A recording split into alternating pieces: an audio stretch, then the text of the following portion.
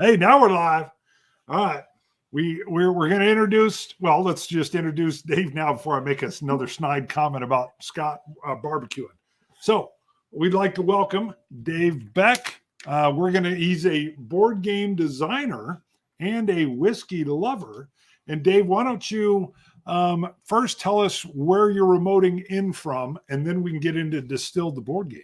Yeah, definitely. Well, thanks, Scott and Bart, for having me on. Big fans of the show. And when you reached out, I thought, yes, I'm clearing my Saturday for this. This is fantastic. I'm coming in from Wisconsin. So what part? So it's a little town called Menominee on the far west side of the state, close to the Twin Cities. So just down the road from about 20 minutes down the road, conveniently from the new Tattersall distillery that they're building in River Falls. So really excited about that too. Got it. I got to say, if you said you were taking Saturday off for us, you must not know us very well. Oh, no. See, board gamers are dedicated. They are.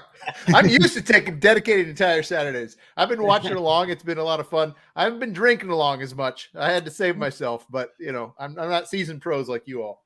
Now, speaking of drinking, what can you show the folks what you're going to share as you go along here? Yeah. So what I'm having, as far as what I'm having tonight is from the society.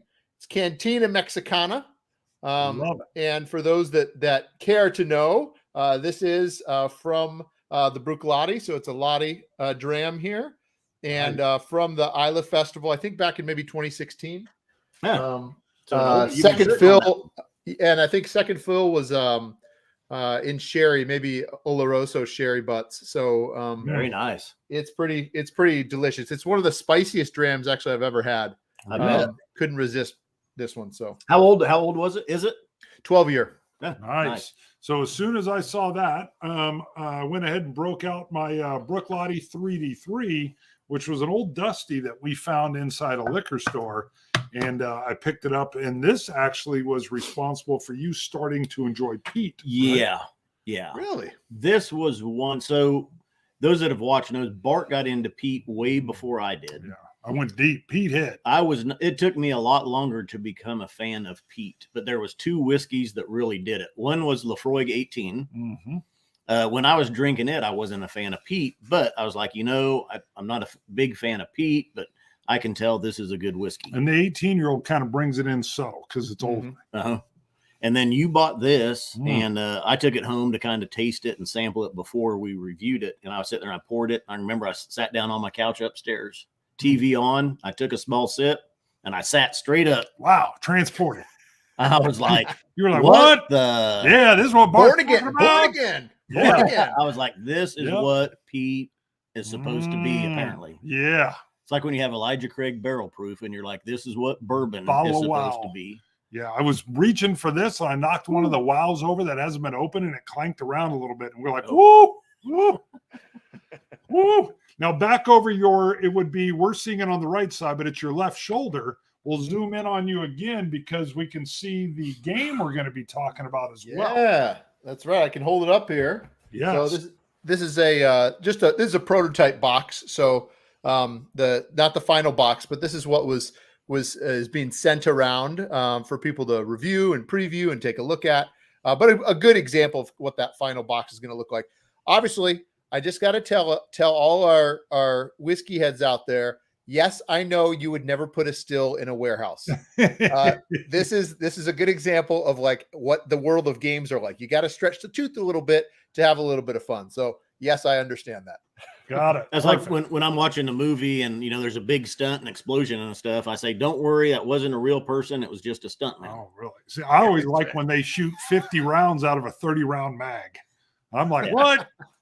That's an endless round. Now, not everything is sometimes realistic. Sometimes it's just to show you what you're looking at. Now, speaking of corrections, I had said in the first show that you were going to have a Kickstarter and the game would be out in 2022, and you have already closed your Kickstarter. And why don't you tell us some news about that? Yeah. So it makes sense that you thought that because it is going to be released in 2022, probably around this time, a little bit later around this time. So a lot of time it goes into production, which we can talk about later.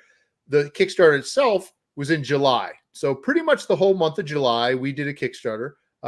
For those that don't know about Kickstarter, it essentially is you being able to put an idea out there into the world with as much or as little prepared beforehand as possible, saying, hey, if you believe in me, will you give a few bucks to this? And if you give enough money, you'll actually get a game as a reward in this case. Yes. So I put it out there, and I was aiming for around between hoping for around between $50,000 and $150,000. I knew if I could raise 20,000, I could get it printed. I could get it done because I'm printing this in the hundreds and thousands of copies. And I knew that would be enough. Well, surprise to me, completely out of nowhere, when it closed in late July, I had raised just over $500,000 for this game. So it turns out that there is a niche for people that like whiskey and board games together. Yes. Well, it's the perfect. I mean, there's so much, just as we had Tommy from Balcones on talking about, how he's sharing barrels or what they're doing here. And they're putting out a single barrel there or whatever, just like in the game. In the game, I know from reading things, if someone wants to, they can be putting out gin to get cash quick. Yeah. And different things. Yep. Now, I know I'll let you kind of showcase the game for a little bit. Screen share if you want, or show bits, whatever you want to do. Cool. Okay, I will. So bring you up here. All right. Yeah. So thanks. I'll give kind of a 10,000 foot overview for those that are just tuning in that might not know about much about Distilled or have heard about it before. It is the first strategy game about running your own distillery and making different sorts of spirits. Yeah. This all started with me actually almost exactly 2 years ago. I was in Scotland. I'm a professor. I'm actually a game design professor in Wisconsin. And I was in Scotland on sabbatical, doing some research for something else entirely, touring lots of different distilleries, spent 3 or 4 days on Islay. And it was probably about 2 weeks after that Islay trip, because as we know, Islay is always this life-changing experience. Oh, yes. Out of nowhere, one night, I couldn't sleep. I spent the entire night coming up with this idea for a game about making, at that time, whiskey, just whiskey. And from there, it's blossomed into this crazy worldwide experience now where you can you're basically inheriting this distillery from someone from around the world. So I've got some examples. Before I screen share, I'll just kind of show you. These are different cards. So you might be inheriting it from someone like Angus Douglas from Scotland. Okay. I kept saying from your uncle, but these are different folks you could inherit. It could be your uncle. It could be, the concept is it could be someone further back in time. So we've got our bourbon maker, our straight bourbon maker, Jacqueline Booker. So again, not necessarily always who you'd expect to be making something, or maybe our Japanese whiskey maker. So each one is different from all around the world, from different time periods. Maybe it's in China, and again, it's not always making whiskey. It's other things, like this one is Baijiu. Crafting different types of spirits from around the world, from different time periods as well, like a pirate in Jamaica who makes rum. So you inherit this distillery. You then have in front of you a player board that is essentially each player gets one of these. And these are all all the illustrations and art you see is by a really talented artist named Eric Evanson. And he's done the portraits I just showed you. He's done this layout.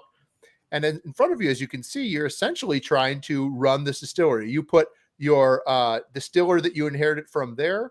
You can add upgrades to your distillery here, different people, or perhaps you want to buy a spirit safe to be able to have more control over your spirits. Or maybe you want to hire a specialist like a master blender to be able to create certain extras as well. You store your barrels and bottles and sugars down here, and then you age spirits in your warehouse. So essentially, over the course of the game, it's your job to try and craft the most prestigious spirits while earning the most money, which also then results oftentimes in the most points as well. And like you said, Bart, it could be when you start out, you can't make a whiskey right away. We know that a distillery is going to have to sit on that for a while and sell something else. So you're probably going to be making some vodka. You're going to be making some moonshine even, or some gin, like you said, some other unaged spirits. The final game comes with 15 different spirits you can make from all around the world. So not just whiskey, using lots of different barrels and bottles and procedures to do as well. So kind of that's in a nutshell. You're playing the part of running this distillery, trying to craft these different alcohols. And it's really all connected around theme, which I'll go into in just a little bit as well, as far as how you play the game. And a quick question. We've got a fan that's always on, and he follows me on the board game side, Eric, I think Evanson. And I'm wondering if it's the same. Well, I mean, it probably isn't. I know there's a lot of Erics out there. Yeah. Do you know where your Eric's with me too? So in same town. It's ERIK. Okay. And then EVENSEN. Is he a big Star Wars fan? He is. This might be the same guy because his avatar on here is this cool Star Wars avatar. We'll see. I don't know. I mean, that would be, but as soon as you said it, I was thinking Eric's been in. Beautiful. So I love this. So again, having my collection, as soon as I saw what you were doing, I thought, oh yes, this is the right way to do it. Because it's always felt like, well, it's like any good game engine. Whiskey has that going on. It's just, how is it going to be morphed into a game? So what else are you doing, game wise? Yeah. So essentially what will happen is you will have in front of you that distillery, but then you're also going to have this recipe list. So this recipe list actually is dual layered. Okay. Because what that means is that you are going to have working with different recipes each game. You as a group of players will get to choose which of these unique recipes you have. I've just chosen one here.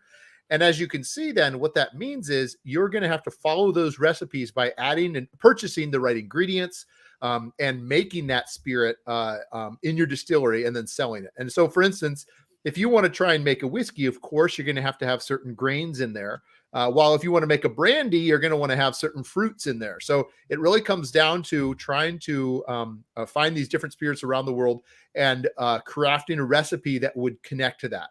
As you can see that some of them, the whiskey has to be aged, the gin doesn't, so you can sell that right away. And the most important part of distilled happens when you actually are going to be distilling the alcohol. What's going to happen is you have to add 3 ingredients always. As we know, you have to have water, you have to have yeast, and you have to have some sort of sugar. So for instance, let's say I was trying to make maybe a whiskey or a bourbon or something. I might want to get some corn in there, right? Especially if I'm making some bourbon, maybe a straight bourbon that requires corn. Perhaps if I want to make a single malt, I'm going to want to make sure I have some barley in there. Maybe for our Canadians out there, if I'm making a rye, I want to have some rye. So depends on what you're putting in there. You can put in more as well. But then I need to put in yeast and water as well.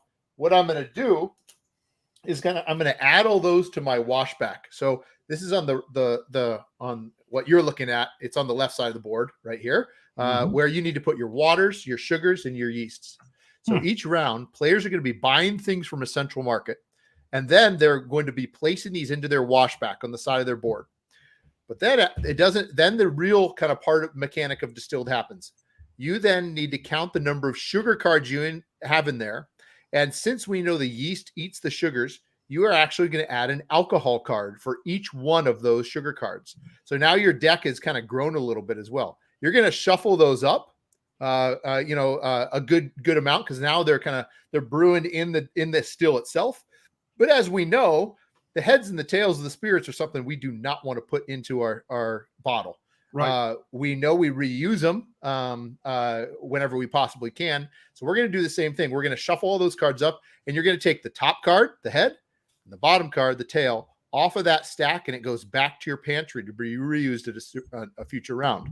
Well, as you can imagine, what that means is that if I was trying to make a bourbon and I pulled my corn, I no longer am making bourbon. I might be making something else. So, but if I had put multiple corns in there, a nice good batch with enough ingredients, then even if I pull the corn, there's still one in there, I'm still making my bourbon. So that's the difference between maybe you trying to make a whiskey, cutting it short, and making something like moonshine or vodka because you just didn't have the right ingredients in there. Then you send it to your warehouse. If you're wanting to age that, you put it in a nice barrel. Maybe you're going to put it in a American Standard barrel, for instance, especially if you're making something, a whiskey over here. But if you're making something perhaps over in Scotland, as we know, we're going to want to have an ex-bourbon hogshead. So we're going to toss that in there. And each of those have different powers and different specialties. You're going to put that in there, age it in the warehouse. And then finally, the last thing you're going to do is you're going to put it in a bottle. Maybe you have purchased a fancy bottle, like a nice canister that gives you extra bonus. Or maybe you want to put it in a nice wax seal bottle, right? To show it off. Or maybe you're Dan Aykroyd and you're wanting to put something in the skull bottle. Who knows? If you want to be fancy and decorative. So you're basically selling that off, getting that money. That money then allows you to go back to the market the next round, buy even better ingredients, perhaps buy some upgrades as well. Maybe you need to hire a distillery tour guide for your distillery who's going to help earn some money. Or maybe you want to install install a Doig ventilator, right? To add a little bit more flavor, right? So, or finally, maybe, here's my spirit safe I was talking about before. Maybe you have a spirit safe in there. Maybe you want an in-house cooper so that when you have the in-house cooper, you're going to have discounts on barrels in the future as well. So what I've tried to do at all points of Distilled is make this as thematic and connected to spirits and the industry as possible, because it's something I love. I absolutely love going on distillery tours. I love the history behind the spirits. It's not just whiskey, right? I was talking baijiu, cachaça, rum, soju. There's so many spirits. I'm now starting to dig into African and Middle East spirits. They're really fascinating too. So kind of diversifying and helping people learn a little bit about these different spirits that you find out there. Because as you all know too, I really do, I love whiskey. That's the thing I really drink 99 times out of 100, but it's fun to learn about all these different spirits that are consumed all around the world in addition to whiskey. Do you have a favorite distillery that you like? I know you probably like many, but do you have a favorite? Yeah, hands down Laphroaig. Hands down Laphroaig. I am a big fan of peat. I prefer single malt over a bourbon or a rye. And with that, it's not just because of the peat, but I had a fantastic tour experience when I toured that distillery on Islay. And I've always just really appreciated whether it's even something as simple as their 10 or something like Cardace, the complexity that they have in some of their spirits is just phenomenal. And I guess to put the total the bow on top of all of it, I didn't even know at the time, but we stayed in an Airbnb place over there on Islay. Turns out we were renting it from John, the distillery manager. Really? So it was this great. We get in there and he's got little bottles of Laphroaig 10 for us, just as a nice little gift. And it was just so neat to realize. Oh, I didn't know it until we got there. Like, it's John who's stepping away, but that was a really neat thing to know that when we were staying on Islay that we had that connection to Laphroaig too. That was cool. So have you created board games before, or is this the first one? What kind of got you going here? Yeah, good question, Scott. So I'm a game design professor at a University of Wisconsin Stout in Wisconsin. I've been here about 10 years and I mainly teach video games, video game design. So my students come to learn about video games and I teach lots of classes in that. We do have a board game design class. And I've taught that from time to time. And really, it's a combination of my answer your question. This is the first official big game I've designed. I've designed little prototypes here and there for sure. But this is the first big one that I've designed that, again, lightning light bulb just struck me when I was over in Scotland. And for 2 years straight now, I've been working on this thing. The original cards were pieces of paper with me hand drawing things on them. It's always stayed the same, but this is really my first big foray into it. I've done a number of video games on my own as well, but this is my first big board game. That's perfect. Well, and I know there's from just seeing other video game design schools, a lot of them will say, hey, teach the board game side, because if you can make a good, fun game, then you can just go figure out how to code it. Exactly. And it's That's exactly right. Yeah, you can iterate with paper so much quicker, and that doesn't work, or this does, or yep. And that's what we do. Our first year class has nothing to do with video games. It's all about just teaching game design, and their final project is a board game for that exact reason. That the core of most of what you can try and accomplish can be done through something that does not need technology necessarily. So, yeah, perfect. perfect. Very Yeah. cool. Yeah, it's great. Yeah, and I can even see that the transition, No, transition. transition there. To transgress would be to pour That'd his go the whiskey other way. on the board. I would be like, what? No. Yeah, you transgress. Where's your coaster, first of all? That's right. That's right. Well, yeah, and we kept that in mind for the Kickstarter. We decided to do little things like throw in some coasters for people that are themed with the Cool. game. We're doing these.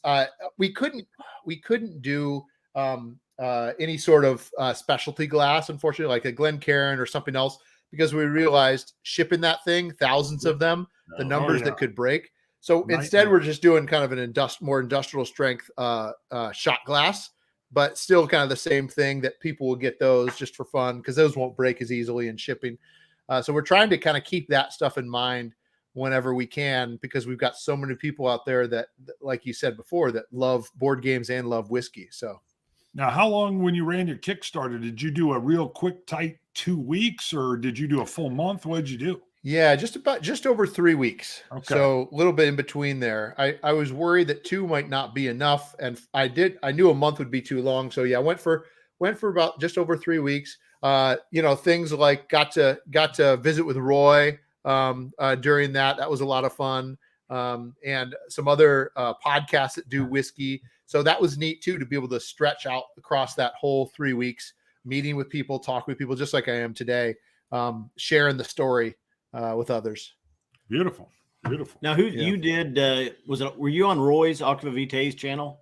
Yeah. I was trying to remember. I knew somebody a while back, and he even mentioned you to us. I think at that point. Yep.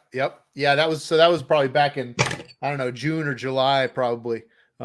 But yeah, that was a lot of fun to chat with him, especially since he's in Glasgow. So the fact that it started just a couple hours down the road from him was pretty cool. Now, and how did you meet up with Roy in Glasgow and first? I mean, be on his. Oh, just online. No, I didn't. I unfortunately, I had been a fan of his for a bit then, and it was just when I was over there, I did not get to connect with him. It just didn't make it, at the time. The game was barely anything. But yeah, afterwards, I was sure to reach out to him because I just thought that would be a good connection given where this all started. Yeah, you bet. Yeah. No, Yeah. Roy's great. Yep. So very cool. He was on our very first boom, 12 hours of boom even. Nice. So very cool. Now I know you've got you had some screen share that. Yeah, I can show you some of those if you want to. Let me see if I can figure out how to share screen here. Share it in. You'll be able to. Can he share from his end? He should be able to. I'm trying right now. Let me know if it's working. Yep, there it is. And I'm going to add to the stream. Perfect. Okay, I think it's going. So this will just help me kind of move through a couple things quickly. This is actually these photos were thanks to someone actually over in the UK. My team is across the world, so I've got someone over in Singapore that helps out with playing with the community. I've got someone that helps develop the game to balance it, which basically means different numbers and different levels to make sure everyone's having a good time at the table and it seems fair. His name is Richard. He's over in the UK.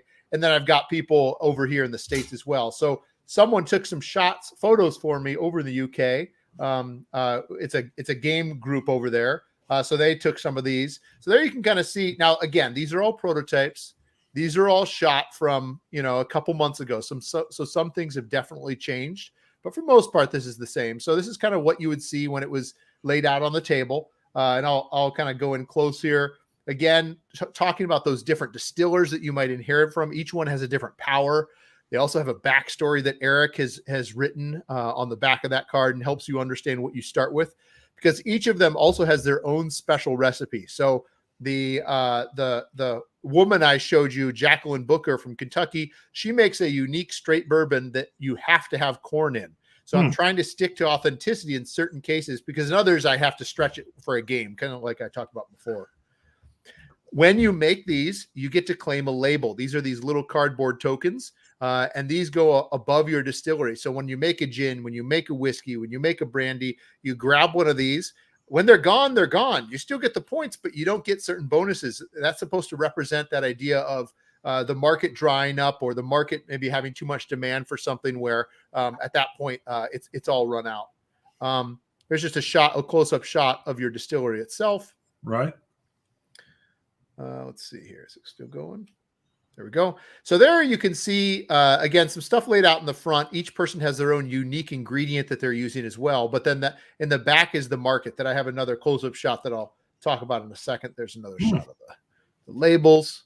Those cubes are meant to, when you unlock a recipe, you can't make everything right away. So the idea is you only know how to make moonshine and vodka in the beginning. You have to learn how to make whiskey. You have to learn how to make baijiu or rum. And when you do, you get to place one of those cubes in that next to that recipe, which is what you see there, that recipe board. You place it next to that to unlock that knowledge. And then you'll be able to make that for the rest of the game if you follow those certain recipes.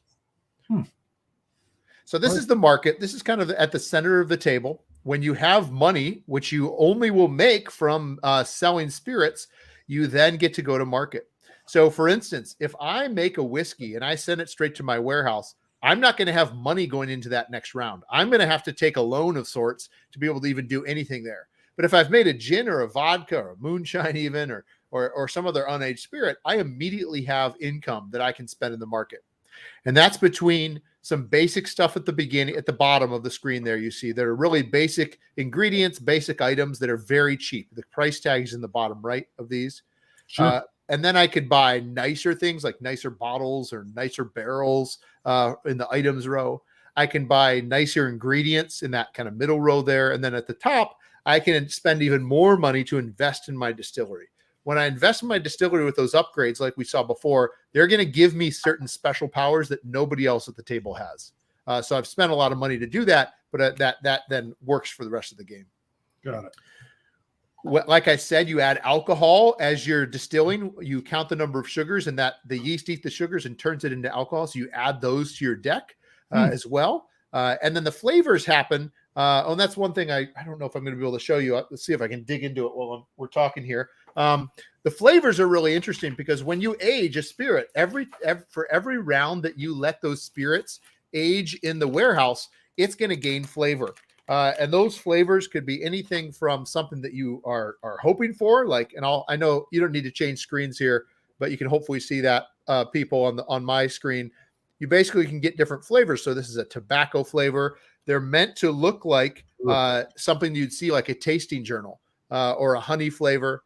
So you add those to your spirit as they're aging in your warehouse. So when you go to sell it, you are going to describe to the table the flavors of your whiskey that you've bottled and sold. And obviously that's going to give you more points, more prestige, more money.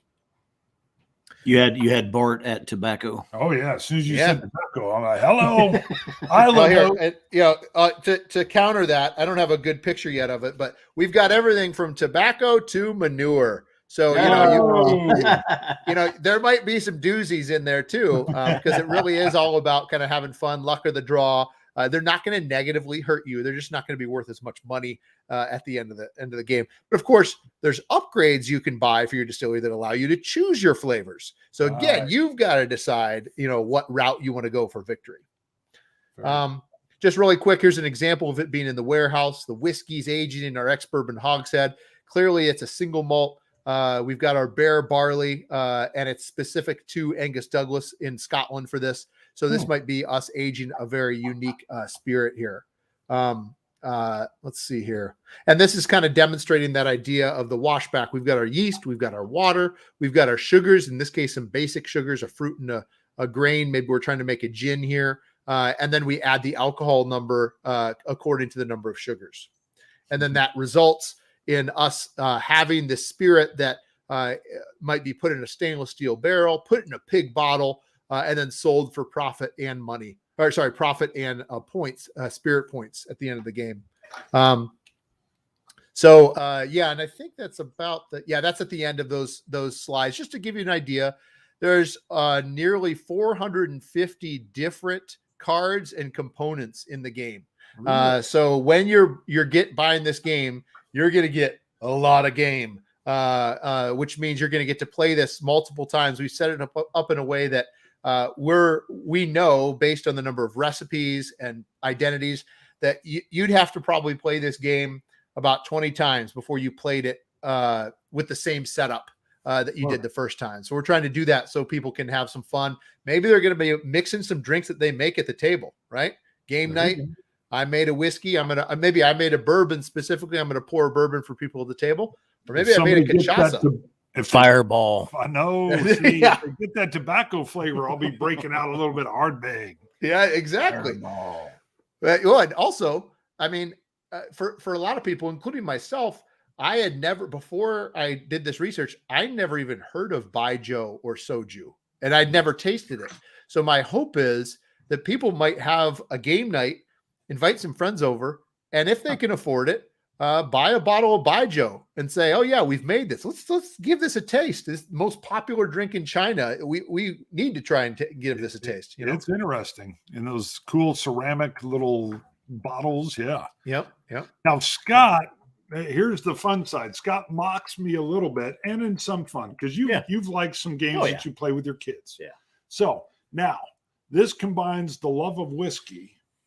I will get this game. Would you play this game with me? Yes. See, look how quick that was. I would. I got to tell you, it's a lot more detailed than I had imagined. I mean, you've thought of a lot of different things and brought it forth. I think just going through all those different cards and stuff that you've got, the different flavors, the different grains. You know, having a turd in there. You know, Bart will inevitably draw. What are you talking about? Oh, yeah, I wouldn't have a stinky whiskey. Now, what I don't think you'll play with me, and because I had to leave it set up, is I've got a Here I Stand. I doubt you'll play a game on the Reformation. No. Do you know who said Here I Stand? For I can do no other. Thomas Jefferson. No. This would be Martin Luther. Oh. So that's pretty cool. It's a game about the Reformation, really. Oh yeah. Is it a German game? It must be a German game. No, GMT put it out. Runs really? From 1517 to I think 1557. Maybe I'd have to see. Yeah. But yeah, it starts right with Luther putting up his what is it, the 97 theses? The theses, yeah. What is it, 95 theses? Yeah, in Wittenberg. Yeah. So yeah, yes. Wittenberg, that's right. Now that game is that's sitting over there because that's a GMT game. I know what that means. You're getting into a lot there, baby. Bart, with GMT, right? But you're a big war game fan, and 18XX. So I think you can probably handle that just fine. Oh yeah, but even that one's a little bit daunting.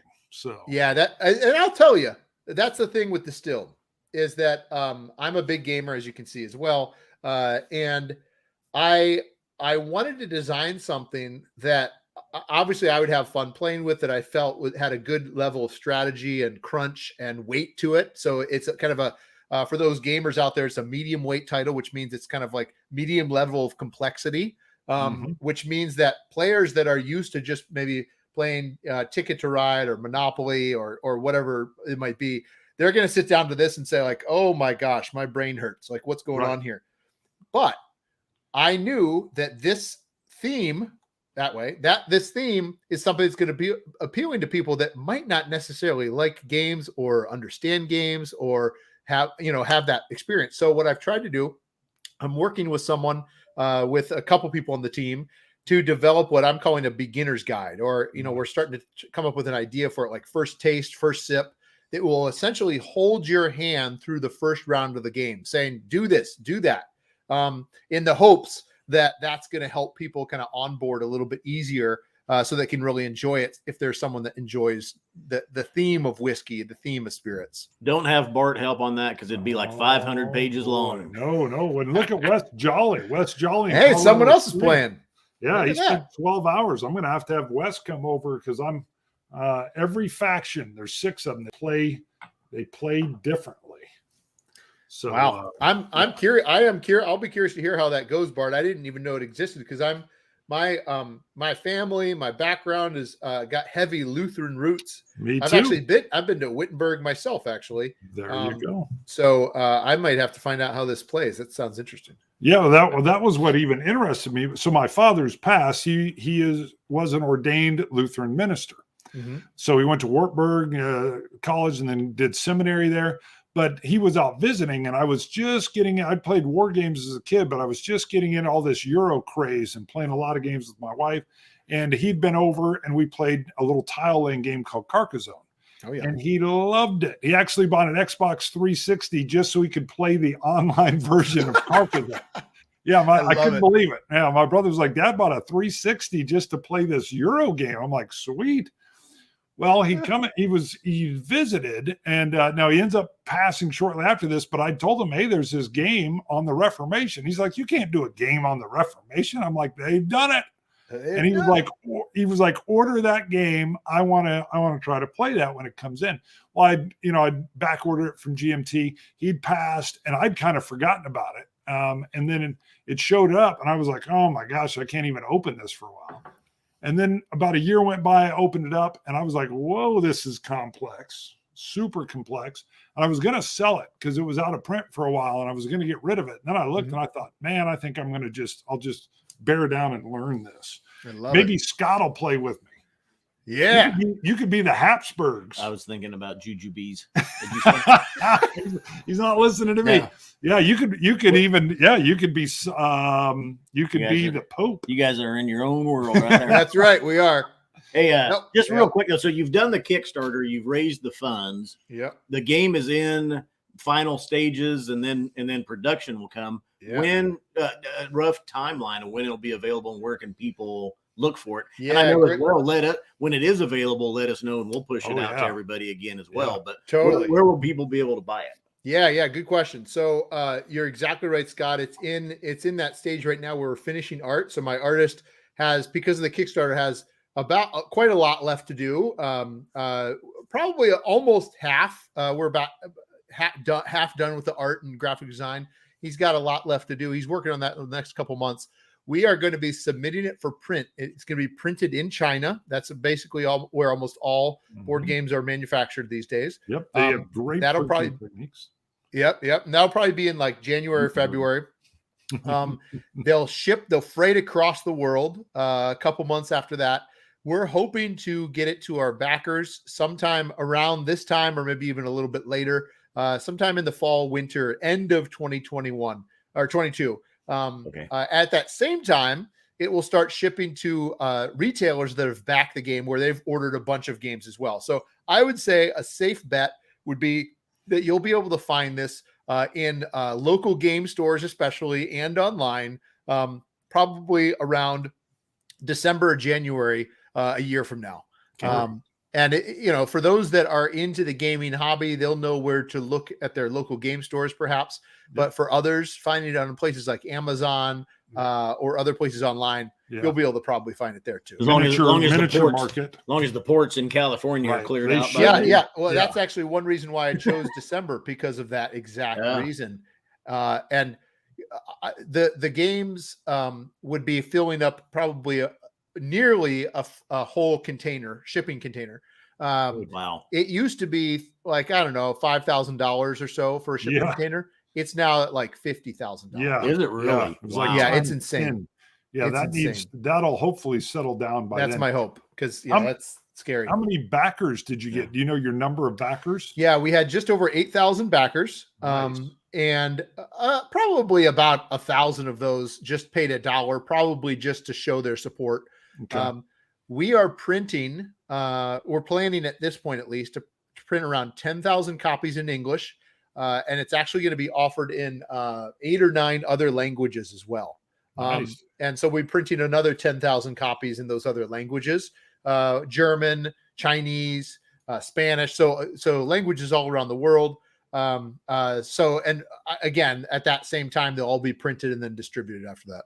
Is there any regrets yet with doing this? Has there been a moment where you're like, oh, I'm in over my head, I shouldn't have done this? Yeah, that's a good question. No, because I mean, it's amazing. It's just, the success has been phenomenal. I will say, I'd say that the biggest regret probably, No.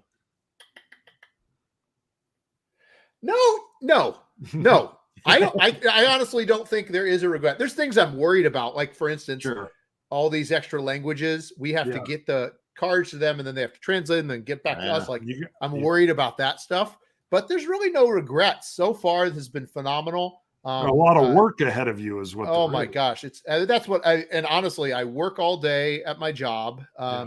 And then I get home, spend some time with the kids and family, work 2 or 3 hours a night, and then weekends work all weekend too.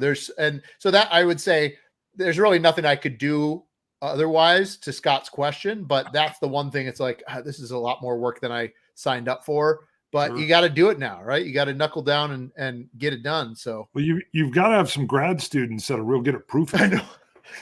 I've joked with my artist about that too. Like, well, if we could, if there's anything that, doesn't take your high level of skill, we could hire someone to do this if that would help. Yeah. Perfect. Well, I look forward to it. We'll keep everybody up to date on our side as it comes closer and closer. Of course, this is like literally, this is the chocolate and the peanut butter coming together for me. So whiskey and board games. I'll just, I know the people here, some of them have seen it, but let me show this. So if we're looking over there, there's a bunch. And then if we go over there, you got a bunch more, and it just goes on and on and on. It's glorious. Yes. Yeah, there's even more. Whoa, wrong camera. So we're on that, and I've got to remove, and boom. There we go. Yeah. So, the games just go and go and go. So, well, I'll be sending you guys a complimentary copy. Don't worry. So you're gonna be getting that, and as long as Scott promises to give it a try, I'll send a complimentary copy. I promise. I love it. He'll get it. I'll get my own. What? I'll get my own copy. I'll fight you for it. Oh, there you go. You got to sign it. All right. Well, awesome. Where are we at? Oh, yeah, we're right on. Yep. Right on. Perfect. Dave, thank you for joining us. We appreciate it. Thank you. And thanks, guys. We'll let everybody that's watching know you can come back, watch this, Yeah. get some more information on the game, see the great game tiles and the cards and everything that are used. Then we'll let you know when it's available. So yeah, and they can find me online too if they have questions. Just search the Distilled game title and they'll find it. Too. Perfect. So, cool. Perfect. Sounds good. Well, thank you again, Dave. Thanks, guys. Cilantro. Cheers. Cheers. Cilantro, dummies. Cilantro. Ooh, cilantro.